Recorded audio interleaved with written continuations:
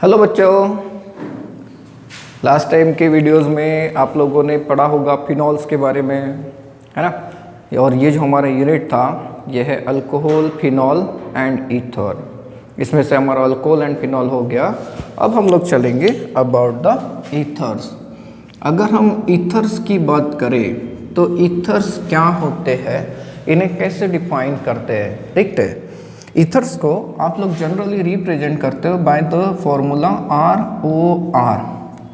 ये R अलग भी हो सकता है, दोनों के दोनों R सेम भी हो सकते हैं, इसे ईथर कहते हैं। लेकिन इसे डिफाइन कैसे करें, तो इसे हम लोग तीन अलग अलग तरीके से डिफाइन कर सकते हैं with respect to different three kind of the families. कैसे, देखो, इफ अगर मैं इसे अल्कोहल के साथ कंपेयर करना चाहता हूँ तो अल्कोहल को आप ईथर में कैसे कन्वर्ट कर सकते हो। देखो, अगर मैंने हाइड्रोजन को हटा दिया और उसकी जगह पे लगा दिया R' तो ईथर बन जाएगा। इसका मतलब ये कि हम लोग ईथर को कह सकते हैं mono alkyl derivative of monohydric alcohol. Monohydric alcohol में से एक हाइड्रोजन निकाल दीजिए, उसकी जगह पे अल्काइल ग्रुप लगा दीजिए, ईथर बनेगा। इफ अगर आप लोग इस कंपाउंड के साथ इसे कंपेयर करते हो, दैट इज वाटर, तो वाटर को आप ईथर में कैसे कन्वर्ट करेंगे, जब दोनों के दोनों हाइड्रोजन आप लोग रिप्लेस करोगे और उसकी जगह पे दो अल्काइल ग्रुप लगाएंगे। मीन्स हम लोग कह सकते हैं die alkyl derivative of water also. And ether की अगर हम बात करें तो एक और तरीके से डिफाइन करते हैं, that is with respect to RH, that is alkane. देखो, अगर मैंने हाइड्रोजन निकाल दिया और उसकी जगह पे लगा दिया OR', दैट इज अल्कोक्सी, तो आप लोगों के सामने आएगा ईथर। मीन्स आप लोग जरा सोचिए, आपने ईथर को कैसे डिफाइन करा है, तो mono alkyl derivative, mono alkyl derivative of monohydric alcohol, of monohydric alcohol.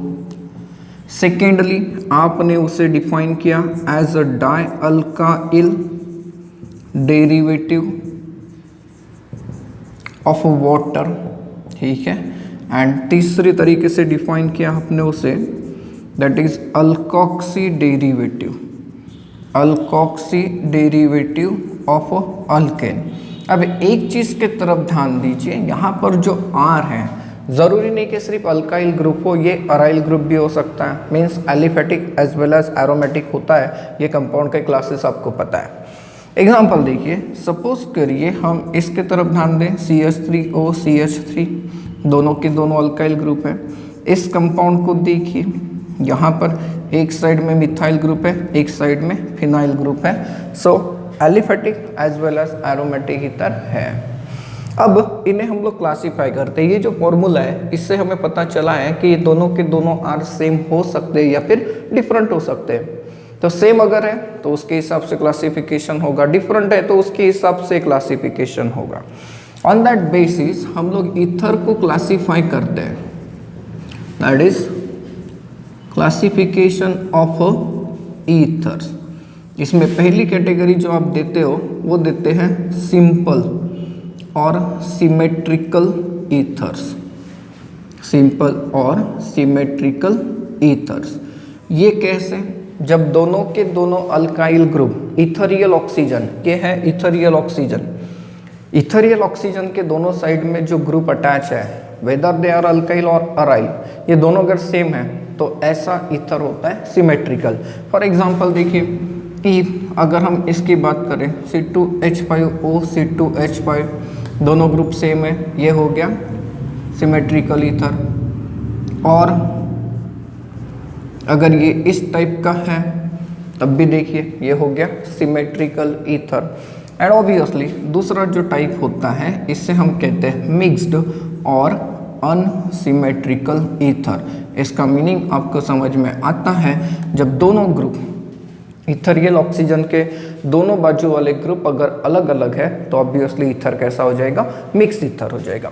देखिए for example CH3O C2H5, this is ethyl methyl ether, ये मिक्स ईथर हो गया।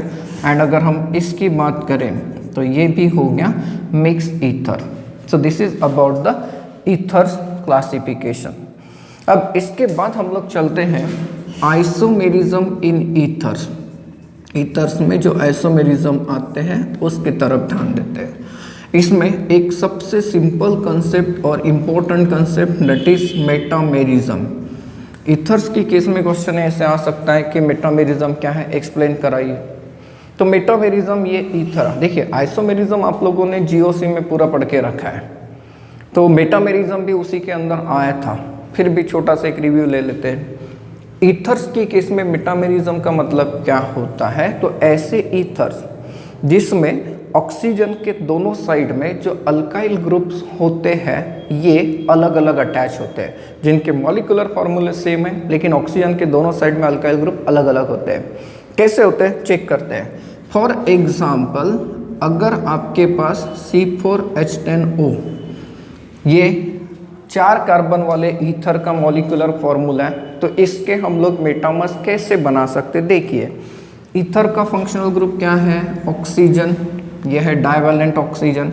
अब दोनों साइड में आपको 4 कार्बन को डिवाइड करना है, तो आप कितने तरीके से डिवाइड कर सकते हैं, पहला सिंपल तरीका 50-50 कर दीजिए। ये देखिए that is di ethyl ether, this is di ethyl ether.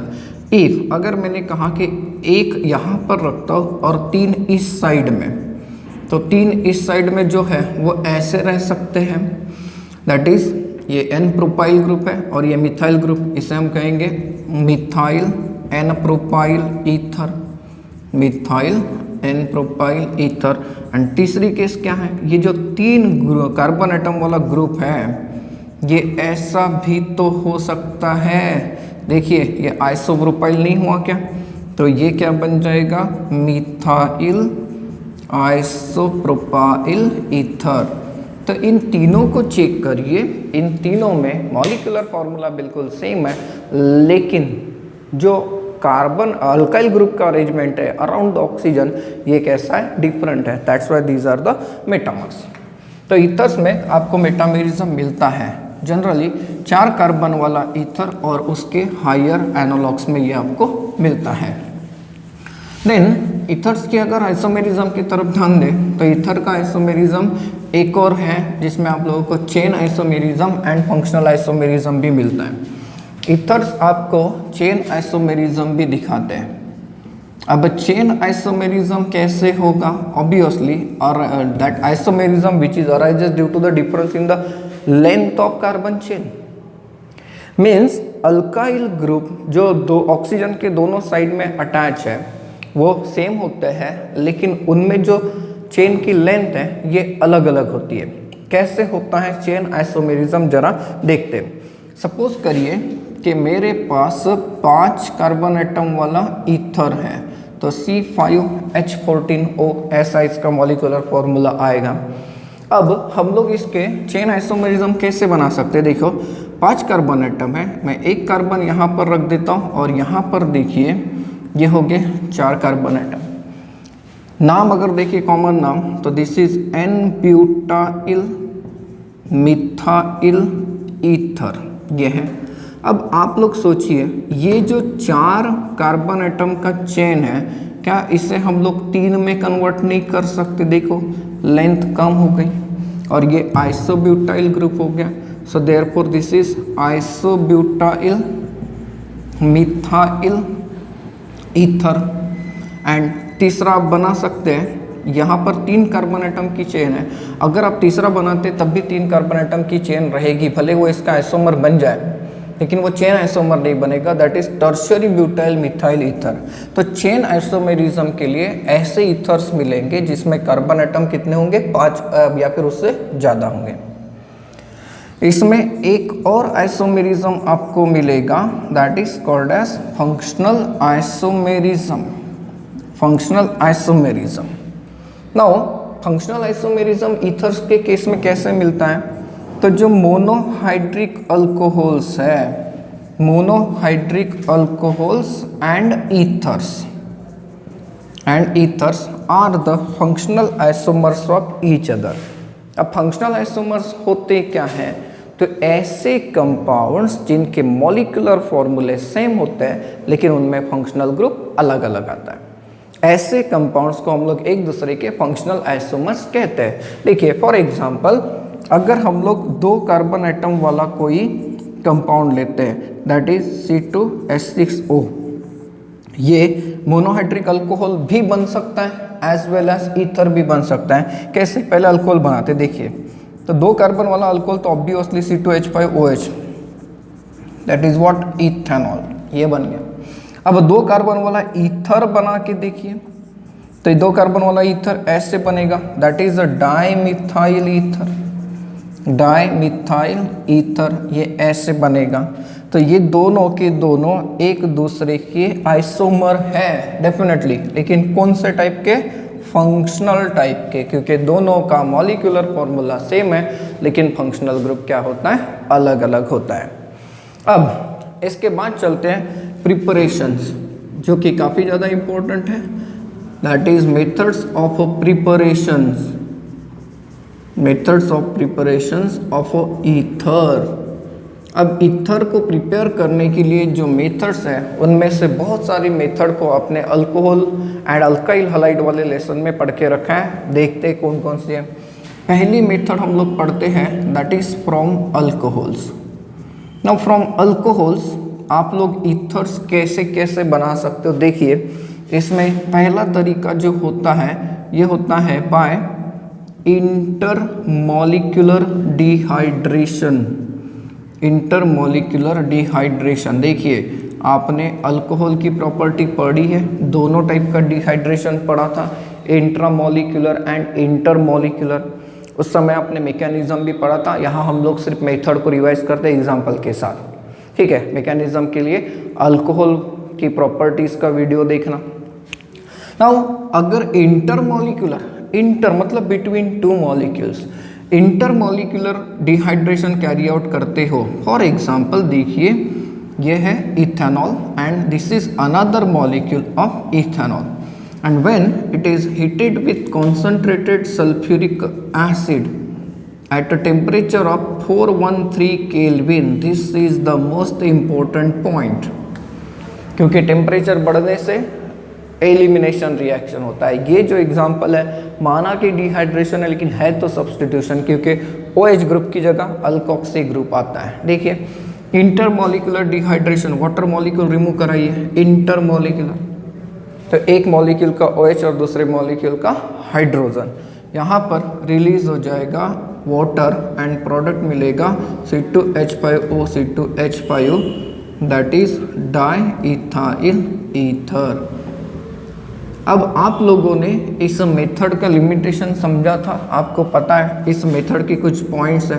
Temperature is very important, why, क्योंकि अगर 413 केल्विन का टेम्परेचर है तो आपको ईथर मिलेगा, एंड ग्रेटर देन 413 केल्विन का टेम्परेचर है तो अल्कीन मिलेगा।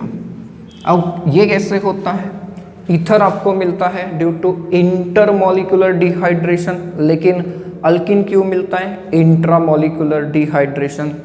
इसका दूसरा लिमिटेशन है कि only primary alcohols, only primary alcohols can be converted into ether. अगर आपको ईथर बनाना ही है तो इसके लिए सुटेबल सबस्ट्रेट क्या है, ओनली प्राइमरी अल्कोहल्स।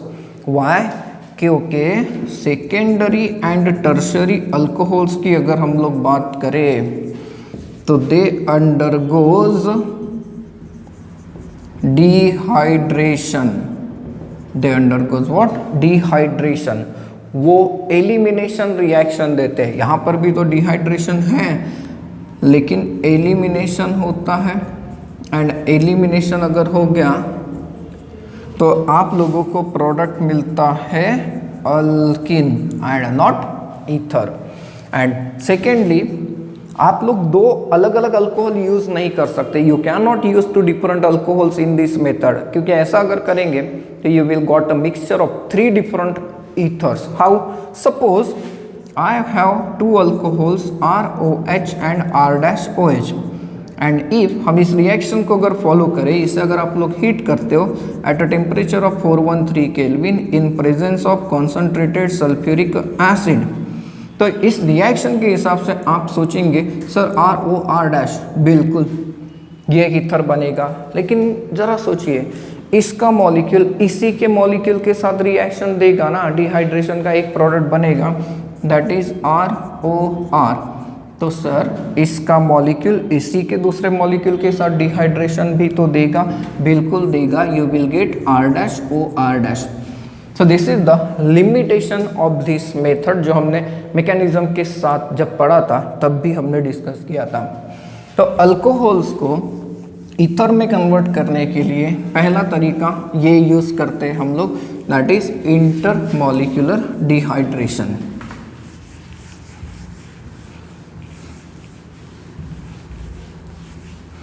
अब इसमें दूसरा तरीका कौन सा, इसमें दूसरी जो मेथड हम लोग यूज़ करते हैं, सेकेंड वाली method, that is reaction between alcohol and diazomethane. Reaction between alcohol and diazomethane. Alcohol that is R'OH and रही बात डाइज़ोमीथेन, तो ये कंपाउंड होता है, this is called as diazomethane. जब आप लोग अल्कोहल को डाइज़ोमीथेन के साथ रिएक्शन के लिए रखते हो तो यहाँ कैटालिस्ट की ज़रूरत पड़ती है, that is HbF4 fluoroboric acid. इस मेथड का दूसरा नाम भी पढ़ा था आपने, that is also called as methylation of alcohol. क्यों? क्योंकि उस रिएक्शन में यहाँ से रिलीज होता था सिर्फ nitrogen gas.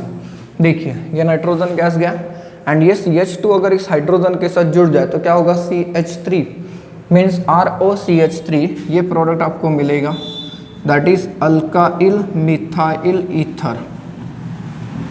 Alkyl methyl ether means methylation हो गया अल्कोहल का। For example if I use C2H5OH and react with CH2N2 in presence of HbF4, what will we get? We will get C2H5OCH3, that is ethyl methyl ether, and यहाँ से release हो जाएगा nitrogen gas. Alcohols को हम ether में कैसे convert कर सकते हैं? एक और तरीका यूज होता है, तीसरा,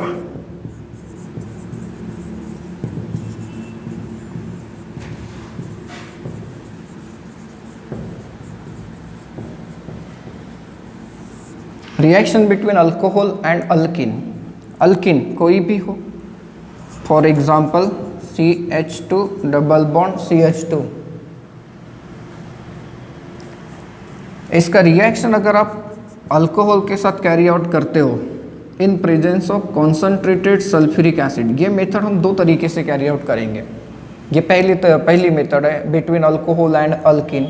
तो ड्यूरिंग दैट केस ये देखिए अल्कोहल को ठीक से समझिए, ये है निगेटिव पार्ट और ये है पॉजिटिव पार्ट, एंड ये अल्किन है, सिमेट्रिकल अल्किन है, तो एडिशन होगा। तो Markovnikov rule, anti Markovnikov rule के हिसाब से ये रिएक्शन चलेगी।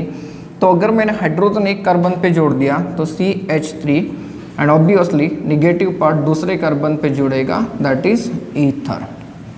अगर आपने यहाँ पे अनसिमेट्रिकल कंपाउंड ले लिया, फॉर एग्जांपल प्रोपीन लेते हैं, देखिए, और इसका रिएक्शन आप लोग कैरी आउट करते हुए तो इथेनॉल, तो निगेटिव पार्ट पॉजिटिव पार्ट, तो मार्कोनिकॉफ के हिसाब से अब आपको जो प्रोडक्ट मिलेगा उसके बारे में सोचिए, ये कुछ ऐसा ईथर मिलेगा।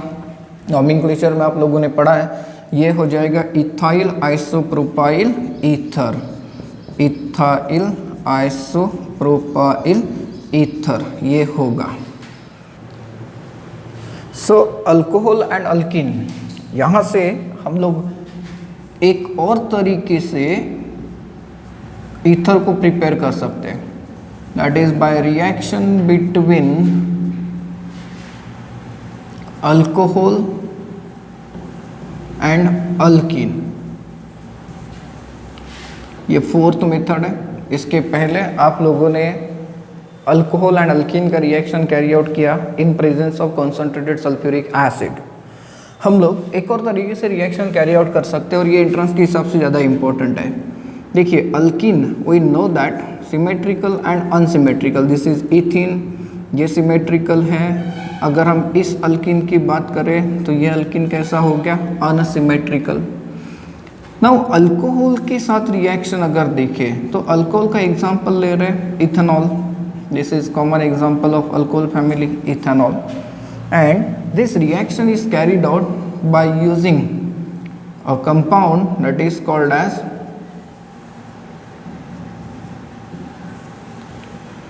Mercuric trifluoroacetate, mercuric trifluoroacetate followed by reduction. देखिए यहाँ पर मैकेनिज्म पढ़ना होता है, लेकिन मैकेनिज्म हमारे बहुत बार काम में नहीं आएगा। हमें तो रिएक्शन का प्रोडक्ट पूछेगा तो रिएक्शन का प्रोडक्ट हम लोग दिखा सकते हैं। ये जो रिएक्शन है, इस रिएक्शन में भी मार्कोनिकॉफ रूल लागू होता है। Now in case of symmetrical alkyne यहाँ पे तो कोई मार्कोनिकॉफ की ज़रूरत नहीं है। वो अल्कोहल का एडिशन करिए, क्या होगा, CH3O C2H5 that is ethyl ethyl methyl ether, ethyl methyl ether. And IUPAC नाम के हिसाब से अगर देखें तो दिस इज अ मिथॉक्सीथेन, क्योंकि ईथर्स को IUPAC नाम दिया जाता है as alkoxy alkane, mean alkoxy derivative of alkane, ऐसा डेफिनेशन में आप लोगों ने देखा है। एंड सपोज अगर हम ये अल्कीन यूज करते हैं, इस मेथड का ये एडवांटेज है, देखिए दिस इज आइसोब्यूटिलिन। एंड इस मेथड का एडवांटेज ये कहता है कि this method is generally use in the preparation of a tertiary butyl alkyl ether, means ऐसे ईथर जिसमें ऑक्सीजन के एक बाजू में होगा टर्शियरी ब्यूटाइल ग्रुप। तो during this reaction, that is पहली स्टेप में रिएक्शन करनी है हमें mercuric trifluoroacetate, mercuric trifluoroacetate followed by reduction with NaBH4।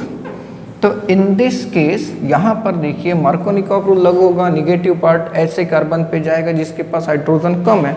So therefore आने वाला जो ईथर दिख रहा है, ये ईथर कुछ ऐसा बन जाएगा। ये देखिए टर्शियरी ब्यूटाइल ग्रुप और यहाँ पर है ethyl group. So therefore this is tertiary butyl ethyl ether. इस मेथड का एडवांटेज ही मैंने आपको बताया था कि जहाँ पे टर्शियरी ब्यूटाइल ग्रुप है, ऐसे ईथर को प्रिपेयर करने के लिए जनरली हम लोग इसका इस्तेमाल करते हैं। अब ये पहली मेथड थी जिसमें हम लोग ईथर प्रिपेयर कर रहे थे।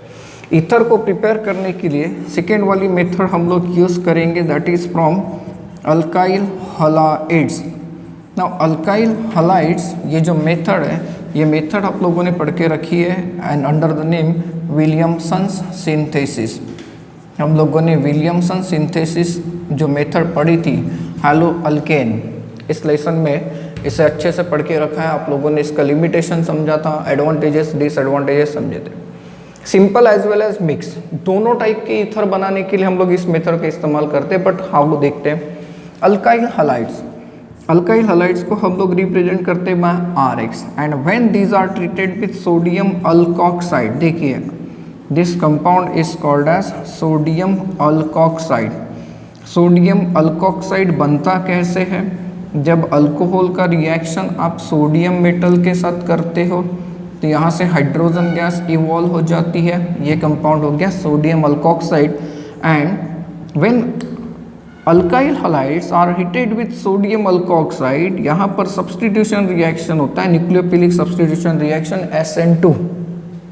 इन दैट केस आप लोगों को प्रोडक्ट मिलेगा ईथर, यहाँ से रिलीज हो गया NaX। नाउ इस मेथड के बारे में मैंने आपको बताया कि simple as well as mix ether हम लोग बना सकते हैं। तो देखिए C2H5Cl एंड यहाँ पर मैंने लिया इथाइल ग्रुप, जिससे आप लोग नाम देंगे अब सोडियम इथॉक्साइड। सोडियम इथॉक्साइड के साथ अगर ट्रीटमेंट करते हो तो ये देखिए NaCl बाहर जाते हुए दिख रहा है, यू विल गेट C2H5O, जिसे आप कहेंगे डाई इथाइल ईथर, यहाँ से रिलीज हो गया NaCl। ये सिंपल ईथर है। आप लोग मिक्स ईथर भी बना सकते हैं। देखिए सपोज करिए मैं यूज़ करता हूँ C2H5Br एंड इसका रिएक्शन मैं लगाता हूँ सोडियम मिथॉक्साइड के साथ। This is called as sodium methoxide. तो इन दैट केस आपके सामने क्या ऐसा प्रोडक्ट नहीं आएगा, C2H5OCH3 यहाँ से रिलीज हो गया NaBr, that is ethyl methyl ether. This is ethyl methyl ether, इसे आप लोग कहते हो ethyl methyl ether. Now Williamson synthesis का चलो एडवांटेज मिल गया कि सिंपल एंड मिक्स ईथर हम लोग दोनों बना सकते हैं, ठीक है। लेकिन यहाँ पर कंडीशन थी, इसका लिमिटेशन था, इसका लिमिटेशन काफ़ी इम्पोर्टेंट था, हम लोगों ने पढ़ा था। ये जो रिएक्शन है ये रिएक्शन SN2 मैकेनिज्म को फॉलो करती है, ऐसा हमने पढ़ा है। तो इसका मतलब ये कि जो अल्काइल हलाइड्स लेंगे, अल्काइल हलाइड कैसा होना चाहिए, should be primary, it should be primary. Alkoxide की अगर आप बात करते हैं, सोडियम अल्कोक्साइड, तो ये कैसा होना चाहिए, तो प्राइमरी भी चलेगा, सेकेंडरी भी चलेगा, टर्शरी भी चलेगा। सोडियम आइसोप्रोपोक्साइड यूज़ कर सकते हो, सोडियम टर्शरी ब्यूटोक्साइड यूज़ कर सकते हो, चलेगा। But alkyl halide should be primary, वो सेकेंडरी नहीं चलेगा, वो टर्शरी नहीं चलेगा। वाई? क्योंकि they will prefer elimination reaction. देखो अगर आप लोगों ने टर्शरी अल्काइल हलाइड लिया, tertiary alkyl halide for example ये लीजिए टर्शरी ब्यूटाइल ब्रोमाइड मैं यूज़ करता हूँ, एंड आप लोग अगर चाहते हैं कि इसका रिएक्शन C2H5ONa के साथ कर दो, अगर आप ऐसा सोचते हैं कि सर NaBr को निकाल लेते हैं, तो NaBr को निकालने से आप लोगों को टर्शरी ब्यूटाइल इथाइल ईथर मिलेगा नहीं, ये टर्शरी है और ये एलिमिनेशन रिएक्शन देगा, मतलब इसका एलिमिनेशन होगा। तो सर ये अल्काइल हलाइड है, हाँ अल्काइल हलाइड का एलिमिनेशन कौन सा होता है, डिहाइड्रोहैलोजिनेशन, मतलब यहाँ से हाइड्रोजन एंड ब्रोमीन निकलेगा, तो हाइड्रोजन किसके पास आएगा, ऑब्वियसली निगेटिव चार्ज के पास यहाँ पर, एंड ये पॉजिटिव पार्ट किसके साथ जुड़ जाएगा, निगेटिव पार्ट के साथ। तो इन दिस रिएक्शन जो प्रोडक्ट आता है ये अल्कीन आता है, यहाँ से इथेनॉल रिलीज हो जाएगा एंड यहाँ से रिलीज हो जाएगा NaBr, दैट इज आइसोब्यूटिलिन। हमने जब अल्काइल हलाइड वाला लेसन पढ़ा तो इसके ऊपर बहुत सारे क्वेश्चन मैंने आपको होमवर्क दिया था, हमारे नोट्स में है, डेफिनेटली है। तो ये मेथड काफ़ी इंपॉर्टेंट भी होती है state board as well as entrance के हिसाब से, कि आपको ध्यान रखना है कि कौन से कंपाउंड की रिएक्शन कर रहे हैं। तो अल्कोक्साइड कैसा है इसके तरफ ध्यान नहीं देना, ध्यान देना है कि अल्काइल हलाइड कैसा है, अल्काइल हलाइड ये कैसा होना चाहिए, हमेशा प्राइमरी होना चाहिए। सो ये एक तरीका है ईथर बनाने के लिए। ईथर बनाने के लिए आपने दो मेथड पढ़ी,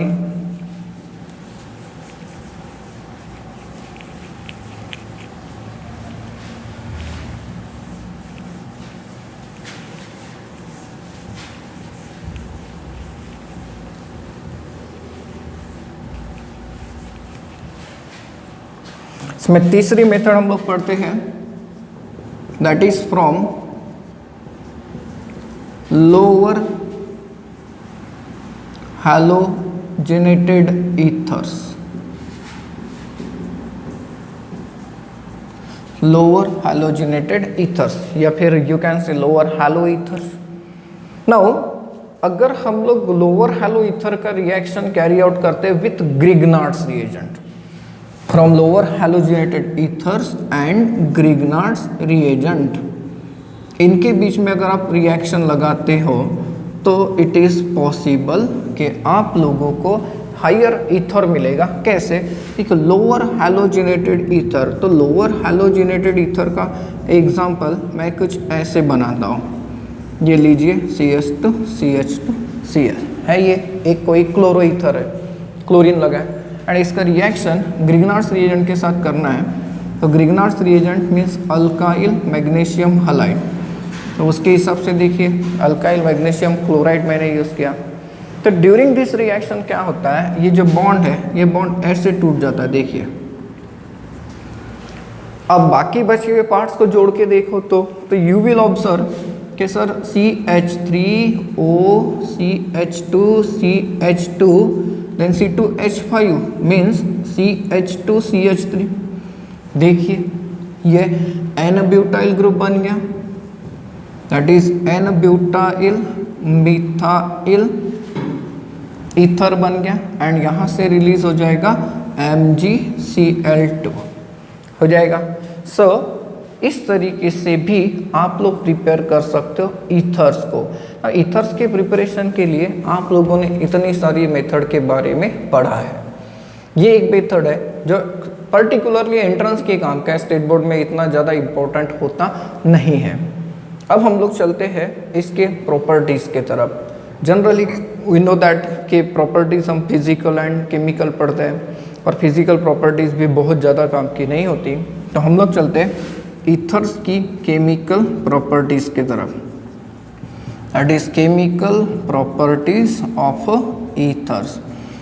एक चीज़ रिएक्शन पढ़ने से पहले हम लोग डिस्कस करते हैं, ईथर में जो फंक्शनल ग्रुप होता है वो देखिए ये ऐसा है, जिसे ईथरियल लिंकेज भी आप लोग कहते हैं। एंड इस लिंकेज के कारण ईथर के बारे में ये कहा जाता है कि ethers are generally chemically inert, या फिर you can say less reactive.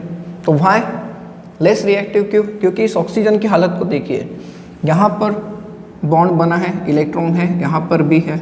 इसके आउटर मोस्ट शेल में कितने इलेक्ट्रॉन्स है? 8। ऑक्टेट पूरा है, एंड ऑक्टेट पूरा होने के कारण ये जनरली किसी से इलेक्ट्रॉन लेना या किसी को इलेक्ट्रॉन देना पसंद नहीं करता, एंड दैट्स व्हाई ये माना जाता है कि ईथर्स आर जनरली इनर्ट। हालांकि ये पूरी तरीके से इनर्ट नहीं है, इसके बहुत सारे रिएक्शंस हैं। इसमें हम लोग पहली जो रिएक्शन पढ़ेंगे ये पढ़ते हैं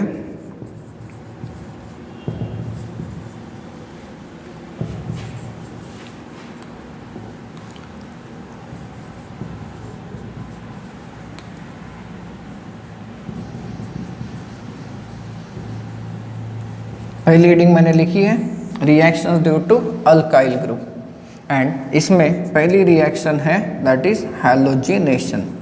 ईथर का हैलोजिनेशन कैसे होता है जरा इसके तरफ ध्यान देते हैं। ये ऐसे रिएक्शन है which is given by that ethers which contains alpha hydrogen. यहाँ पे अल्फा हाइड्रोजन होना चाहिए। जैसे एग्जाम्पल अगर देखें तो CH3 CH2O CH2 CH3, ये देखिए ये अल्फा कार्बन है, ये भी अल्फा कार्बन है। एंड इसका क्लोरीनेशन अगर आप करते हो तो अलग अलग तरीके से होता है। क्लोरीनेशन इन द डार्क, जब क्लोरीनेशन इन द डार्क करते हैं in the absence of the light, तो हमें दो टाइप के प्रोडक्ट्स मिल सकते हैं। इसमें अल्फा हैलोजिनेशन होता है, मीन्स अल्फा हाइड्रोजन निकल कर उसकी जगह पे आएगा क्लोरीन। तो इन दैट केस एक चांस ये होता है कि दो में से एक जगह पर ही अल्फा हाइड्रोजन रिप्लेस हो जाए बाय क्लोरीन। देखिए ऐसा चांस पॉसिबल है, बाय प्रोडक्ट चला जाएगा HCl, नो डाउट। तो ये देखिए डाईइथाइल ईथर था, इसे हम लोग क्या कहेंगे? अल्फा क्लोरो डाईइथाइल ईथर अभी भी है। एंड दूसरा ये हो सकता है कि क्यों ना दोनों के दोनों अल्फा कार्बन का हाइड्रोजन रिप्लेस हो जाए। ये देखिए इसे आप कहेंगे alpha alpha die chloro diethyl ether, क्योंकि अल्फा पे क्लोरीन अल्फा पे chlorine, alpha alpha alpha alpha die chloro diethyl ether ये होता है। ठीक है। एंड इफ अगर आपने इसका क्लोरीनेशन कैरी आउट कर दिया in presence of light, this is a very highly occurring reaction, जहाँ पर पूरे के पूरे हाइड्रोजन, नॉट ओनली अल्फा, पूरे के पूरे हाइड्रोजन रिप्लेस होते हैं। यहाँ पर देखिए ये C2H5 ग्रुप है, ये C2H5 ग्रुप है, पूरे के पूरे C2Cl5O C2Cl5, देखिए पूरे के पूरे हाइड्रोजन रिप्लेस हो गए। इसे हम लोग कहते हैं पर क्लोरो डाईइथाइल ईथर। ये एक रिएक्शन है। ये रिएक्शन क्यों मिली आपको? Due to alkyl group. And इसमें दूसरी रिएक्शन की तरफ हम लोग चलते हैं, दैट इज कंबशन और यू कैन से बर्निंग। अगर हम लोग ईथर की बात करते हैं तो ethers are inflammable compounds, and inflammable होने के कारण ये बिल्कुल अल्केन्स के समान बॉन्ड हो सकते हैं। कैसे होते हैं देखिए, for example C2H5O C2H5 diethyl ether, and इसे अगर आपने ऑक्सीजन के साथ कंबशन के लिए रख दिया तो in that case you will observe कि जितने कार्बन मॉलिक्यूल कार्बन एटम्स है वो सारे के सारे कार्बन डाइऑक्साइड में कन्वर्ट हो जाएंगे, that is 4 of CO2 and hydrogen यहाँ पे 10 है, so you will get 5 moles of the water. Oxygen की अगर ज़रूरत की बात करें तो ऑक्सीजन इतना लगा। ऐसा कंबशन का रिएक्शन तो सिंपली अल्केन के केस में भी हम लोगों ने पढ़ा था, कंबशन ऑफ अल्केन्स वगैरह, दैट इज इनफ्लेमेबल होने के कारण हम लोग इसने कंबशन के लिए यूज़ करा सकते हैं। And more surprisingly you will observe कि आने वाले कुछ सालों में जो हम लोग फ्यूल यूज़ करेंगे जैसे पेट्रोल इंजन के अंदर वगैरह, तो हो सकता है कि उसमें थोड़ा सा ईथर भी आने लग जाए। अभी तो इथेनॉल आता है जिसे आप लोग पावर पेट्रोल के नाम से जानते हैं, दैट इज़ मिक्सचर, उसमें पेट्रोल प्लस इथेनॉल का मिक्सचर होता है। देन ऐसे रिएक्शंस के बारे में हम लोग पढ़ेंगे दूसरी category, that is reaction due to ethereal oxygen, reaction due to oxygen. अब ऑक्सीजन के कारण भी रिएक्शन मिलती है, एंड इसमें जो रिएक्शन हमें मिलती है दैट इज पेरोक्साइड फॉर्मेशन। इसमें पहली रिएक्शन पढ़ते हैं पेरोक्साइड फॉर्मेशन। नाउ ईथर्स की अगर हम लोग बात करें तो ईथर्स C2H5O C2H5, ये देखिए ईथर ऐसा है एंड ये है ether, diethyl ether. Diethyl ether ये ऑक्सीजन के साथ यू कैन से नेसेंट ऑक्सीजन, देखिए नेसेंट ऑक्सीजन ऐसा होता है, नेसेंट ऑक्सीजन ऑक्सीजन के मॉलिक्यूल के साथ भी होगा, डबल हमें दो मॉलिक्यूल यूज़ करना पड़ेगा। तो इन दैट केस ये क्या करता है, पेरोक्साइड लिंकेज बनाता है। देखिए कुछ ऐसे, इसे आप लोग कहते हो पेरोक्साइड, ये डाइथाइल ईथर का पेरोक्साइड है, डाइथाइल ईथर पेरोक्साइड ये कंपाउंड है। एंड पेरोक्साइड्स की अगर हम लोग बात करें तो जो पेरोक्साइड्स होते हैं these are highly explosive compounds, ये काफ़ी ज़्यादा एक्सप्लोजिव है। तो एक्सप्लोजिव ना हो इसलिए हम लोग क्या करते हैं, तो CO2O ये ऐड करते हैं, that is added in ether to avoid the explosion. To avoid explosion हम लोग उसमें ऐड करते हैं CO2O, that is cuprous oxide. Now peroxide formation test कैसे करते हैं, अगर पेरोक्साइड बना होगा तो पेरोक्साइड को हम ट्रीट करते हैं with ferrous salts, ferrous solution, ये उसे ऑक्सीडाइज करता है into Fe3 positive ferric, this is ferric. अब ये जो फेरिक का सॉल्यूशन है इसे हम लोग ट्रीट करते हैं ऐसे लिगेंड के साथ, that is HCN negative thiocyanate. जब थायोसाइनेट के साथ इसका रिएक्शन होता है तो ये प्रोड्यूस करता है एक ऐसा कंपाउंड कॉम्प्लेक्स जिसका नाम होता है hexa thiocyanato ferrate 3 ion, and ये जो होता है इसका कलर होता है ब्लड रेड। तो रेड कलर अगर आ गया तो यू कैन से दैट कि उसमें पेरोक्साइड का फॉर्मेशन हुआ है।